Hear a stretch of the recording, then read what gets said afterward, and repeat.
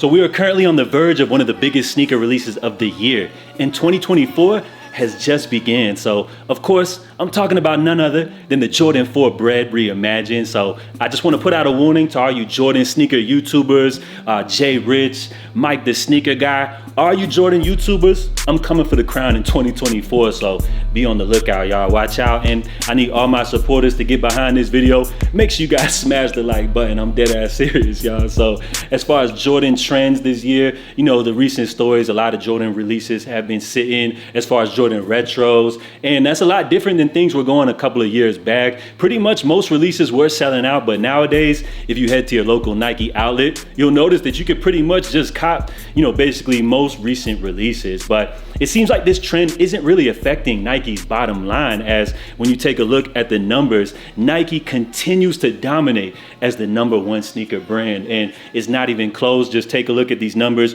From 2022, Nike did $29.1 billion in sales annually, while Adidas, coming in at #2, did just less than half of that with $13.1 billion. So it's not even close, and it looks like there are some big changes happening behind the scenes, as it looks like Jason Mayden has returned back to the Jordan brand. Now, a lot of Jordan brand enthusiasts seem to be really happy about this news. Jason Mayden, he spent over 10 years with the company, and it looks like he's taken over with the title of Chief Design Officer. So I'm not really sure how this really affects Jordan retro releases. I think it's more gonna be, you know, geared towards the mainline numbered new Jordan releases, but Jason Mayden's most recent position was actually with Fear of God Athletics as their president, which he spent 2 years in as his most recent job before heading back to Jordan brand. So it seems like a lot of enthusiasts are happy about that news. And of course, we know there are big changes coming to Nike, as overall it looks like they are going to be decreasing their supply chain, which means a lot of these upcoming retro Jordan releases in the next couple of years may be a lot more difficult to cop, which should drive up the demand. You know how the supply and demand game goes, all that good stuff. So it looks like we got big changes, but regardless, these Jordan 4 Breds are going to be a whole different monster to be able to cop when they actually release coming up February 17th. So they're going to be a special NBA All-Star Weekend release, and if the current trend, you know, continues just like we've seen for most Jordan retro releases, we can expect a shock drop. And particularly, remember, this is part of the Reimagined series, and for all of the Reimagined releases that we've had so far, Jordan brand has created a lot of stock. So I could imagine there's going to be a good amount of pairs of these to go around, but just as these are one of the most high in demand releases of the year, there's probably still going to not be enough pairs. Now, as far as the release goes, you know, recently Nike, they've been doing a lot more of their direct to consumer business. So you should expect the majority of these pairs to actually release via the sneakers app. But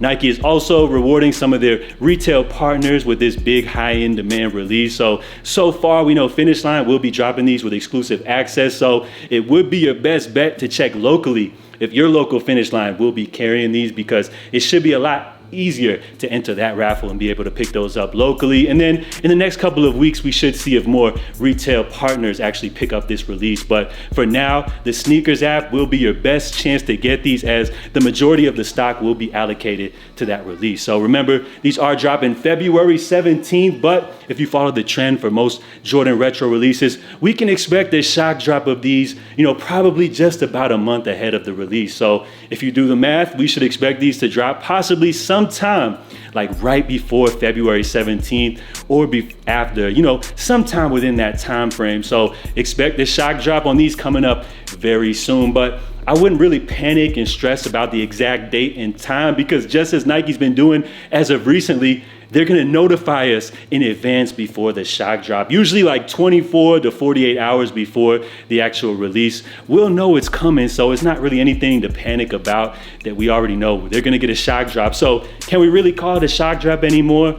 I mean, basically, you're probably going to expect like maybe anywhere from 2 to 3 drops before the actual official release on the 17th, because if you miss out on the shock drop, they'll probably release these via exclusive access. So you'll have a good amount of chances to grab these before they officially drop coming up on the 17th. But if you guys miss out on all of the releases, as sometimes it is real difficult to cop Nike drops, and if you don't have a local Finish Line in your area, you know, unfortunately, your best bet will be to probably grab these on the resale market. And being as the fact that this is an extremely high hyped up model. I would expect to probably be the best time to grab these would be like right after they drop. Once people, get all of their pairs in. You guys know how the game goes, because since this is such a popular release, expect these to just, increase in value over time. So as far as my history with this sneaker, I remember grabbing my pair all the way back in like 2012 when them joints came out. And of course, those were back in the good old days where you could just walk into your local foot shop,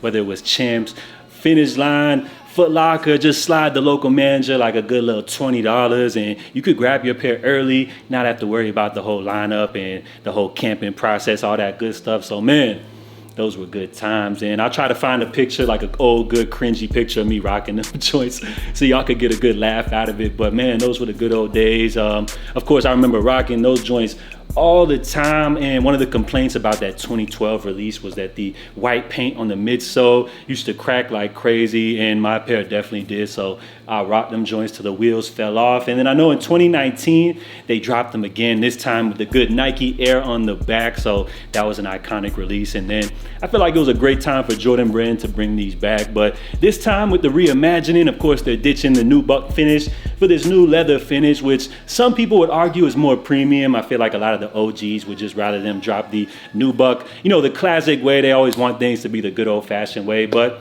I'm not mad at this update. It gives the new sneakerheads a little story to tell. And then for the OGs that already have their old versions, this is something new, something fresh to bring to the table. So how can you be mad at these? Plus, it's just a great looking sneaker, a classic colorway. You already know the storytelling and the history behind this release. So this will definitely be a big one going down February 17th. And as I imagine, we can expect a shock drop on these, possibly like a month before the release, and then exclusive access. So there's gonna be a lot of chances to grab these, but of course they're a classic, so everybody's gonna be going for these. Now, as far as with the reimagined treatment, a lot of people are saying that these are similar to the Motorsport, which are similar to these, but you'll ditch that red with the blue accents on there. So kind of similar, but of course, these have that whole classic storytelling behind them. And then with the leather finish, I would say for me personally, you got to kind of be older to remember these, but there was a time when there was like a Jordan 4 Bred Laser.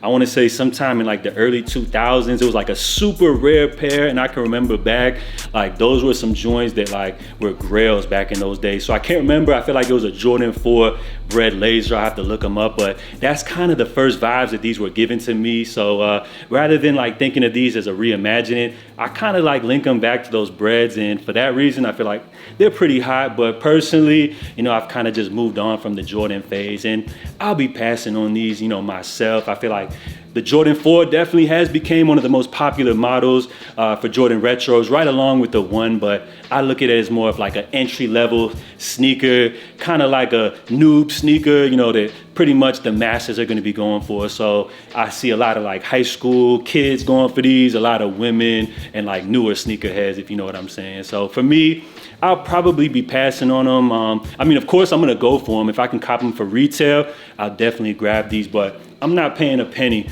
over resale for these joints right here. So let me know what your thoughts are on the Jordan 4 Bred Reimagined. Are you guys feeling them? Do you feel like they're overrated? And let me know if y'all are ready for that shock drop, because we can expect that shock drop, exclusive access, and then the big release going down for All-Star Weekend. So if you haven't done so, help me out by dropping a thumbs up. Let me know if you enjoyed this switch up in the content. JA bringing some new Jordan content for 2024. So as I mentioned, all you Jordan sneaker YouTubers, y'all better watch out. I'm coming for the crown. Jay the sneaker guy, Mike Rich, all y'all boys, man, y'all better be shaking, because JA, we got a new sheriff in town. I'm just playing, y'all, man. If you enjoyed the video though, help me out. So salute, guys. We're gonna wrap things up. I'm JA. Make sure y'all stay safe, stay blessed, and I'm out, y'all.